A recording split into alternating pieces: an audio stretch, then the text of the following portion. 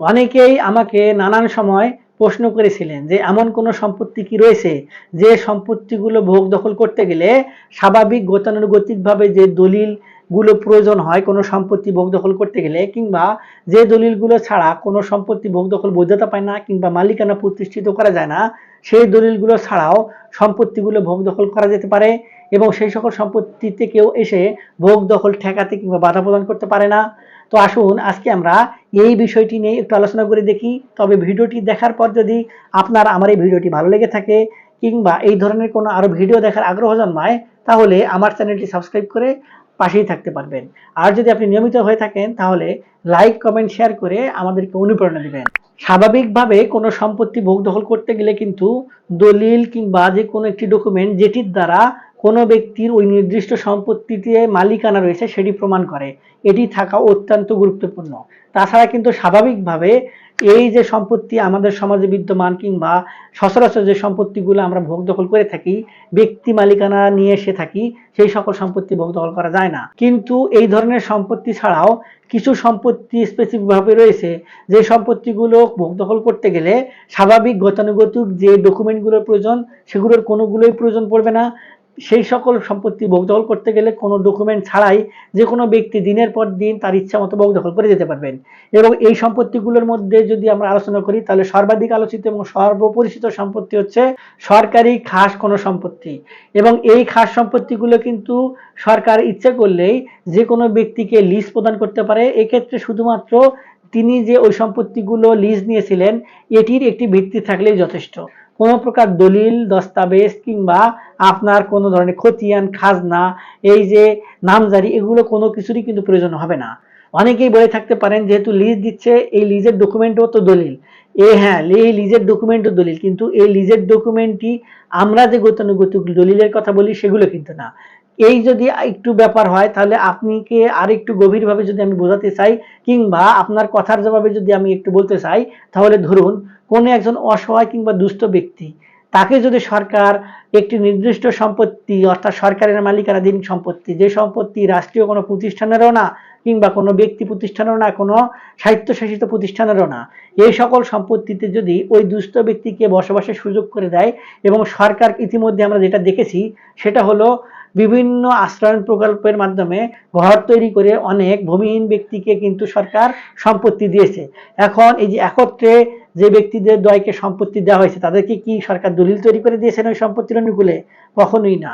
এই সম্পত্তিগুলো খাস সম্পত্তি, এই সম্পত্তিগুলো কিন্তু রাষ্ট্রও কখনো ইচ্ছা করলে যে কোনো ব্যক্তিকে মালিক হিসেবে প্রতিষ্ঠিত করে দিতে পারে না। এক্ষেত্রে সরকার শুধু নির্বাহী আদেশে সেই সকল সম্পত্তিতে ওই সকল ব্যক্তিদ্বয়কে ভোগ দখলের অধিকার দিয়ে থাকেন, সেটি নির্দিষ্ট মেয়াদে হতে পারে, অনির্দিষ্ট মেয়াদে হতে পারে।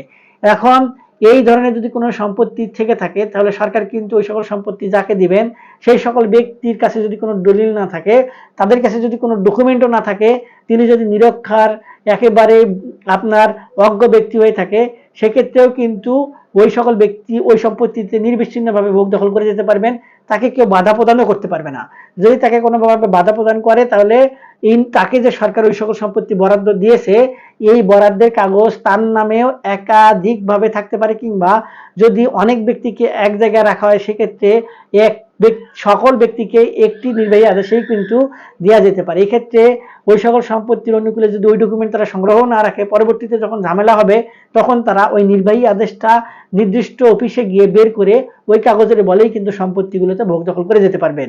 এই গেল একটি পদ্ধতি কিংবা এক প্রকারের জমি। এরপরে যদি আমি আরেকটু আপনাকে বোঝাতে চাই তাহলে ধরুন কোনো বাজার কিংবা নির্দিষ্ট সময় পর পর কোথাও একটি মেলা অবস্থিত হয়, তাহলে এই ধরনের যদি কোনো সম্পত্তি থেকে থাকে, এখন বাজারে যে ব্যাপারটি হয় এক্ষেত্রে কিছু খাস জমিও থাকে আবার অনেক ব্যক্তি মালিকানাধীন সম্পত্তিও থাকে। এখন যে খাস সম্পত্তিটি ওই সম্পত্তিতে যদি বাজার বসানো হয় তাহলে বিভিন্ন ধরনের মানুষ এসে কিন্তু প্রতিনিয়তই, প্রতিদিন বলতে গেলে আপনার ওই সম্পত্তিতে কিন্তু এসে সে বাজার স্থাপন করে। এখন যে ব্যক্তিটি ওই সকল সম্পত্তিতে বসে তার পণ্য বেচা কেনা করছেন কিংবা যে সকল ব্যক্তি ওই সম্পত্তিতে এসে আপনার সেই সম্পত্তিতে চলাফেরা করে কিংবা সেই সম্পত্তিতে অবস্থান করে এই যে কার্যক্রম সম্পন্ন করছেন কিংবা তার প্রয়োজনীয় যে সকল জিনিস সেগুলো ক্রয় করছেন, এই যে সুযোগটি, এই সুযোগটি কিন্তু রাষ্ট্র করে দিচ্ছে, এবং এই সম্পত্তিগুলো ভোগ দখল যে আপনারা করছেন এর জন্য কিন্তু আপনার কাছে কোনো ডকুমেন্ট নেই, কিংবা আপনাকে কোনো ডকুমেন্ট সংগ্রহ রাখতে হবে না। এক্ষেত্রে অনেক সময় দেখা যায় যে গ্যাঞ্জাম ফাসাদ তৈরি হয়, তবে সেগুলো কিন্তু বেশি দিন স্থায়ী হয় না।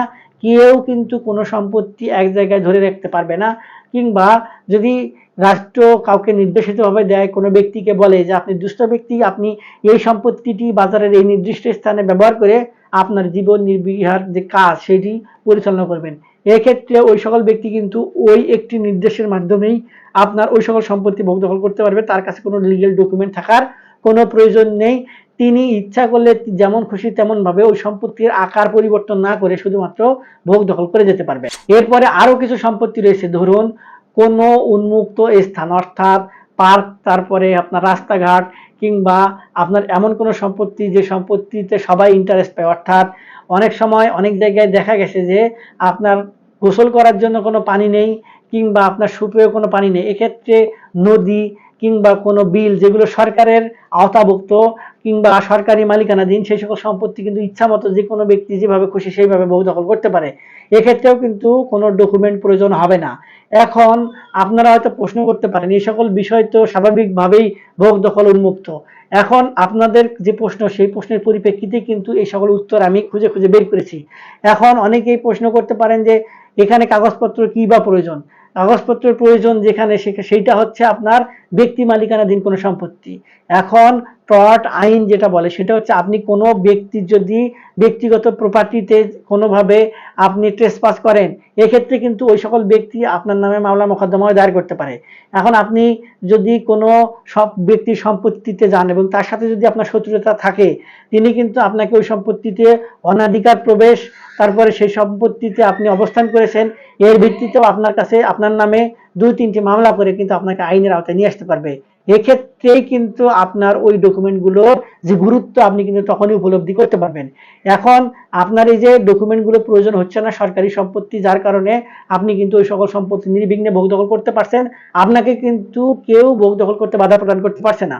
সরকারও মাঝে মাঝে এই ধরনের বিধিনিষেধ দেয় যে এই সকল সম্পত্তি আর ভোগ দখল করা যাবে না, কিন্তু রাষ্ট্র কিংবা জনগণের চাহিদার ভিত্তিতে আবার কিন্তু সেই সিদ্ধান্ত থেকে ঠিকই পরে সরে আসে।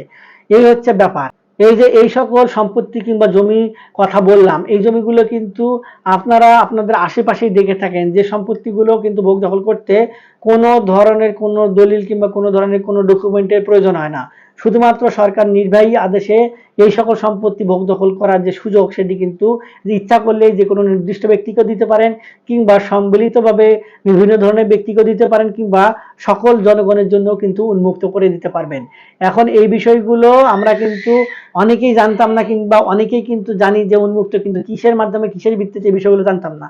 আশা করি এই ভিডিওটি দেখার পরে আপনাদের সেই সম্পর্কিত যে সকল প্রশ্ন সেগুলোর উত্তর পেয়ে গেছেন।